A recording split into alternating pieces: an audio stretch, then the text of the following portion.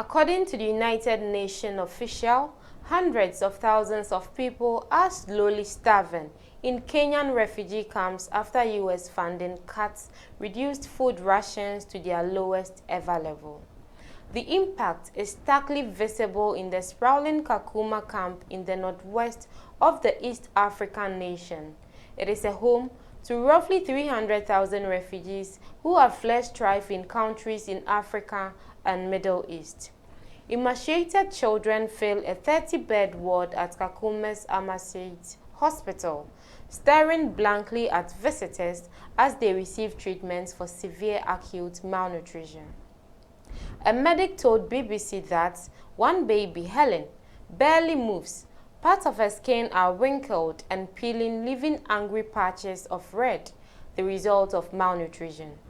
Across the aisle lies a 9-month-old baby, James, the 8th child of Agnes Arila, a refugee from northern Uganda.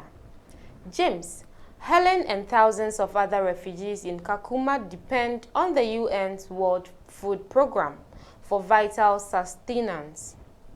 However, the agency had drastically reduced its aid operations in many countries after President Donald Trump pronounced sweeping cuts to U.S. foreign aid programs earlier this year as part of its America First policy. The U.S. had provided 70% of the funding for the World Food Programme's operations in Kenya.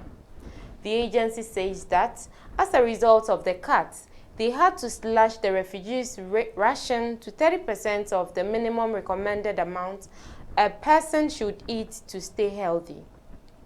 Back at Amasit Hospital, medics are feeding a number of malnourished infants through tubes. 3 toddlers and their mothers are being discharged back to the community where food is scarce and conditions are deteriorating. And the prospect of more funding is not very promising unless things change over the next 2 months. The refugees are staring at starvation come August.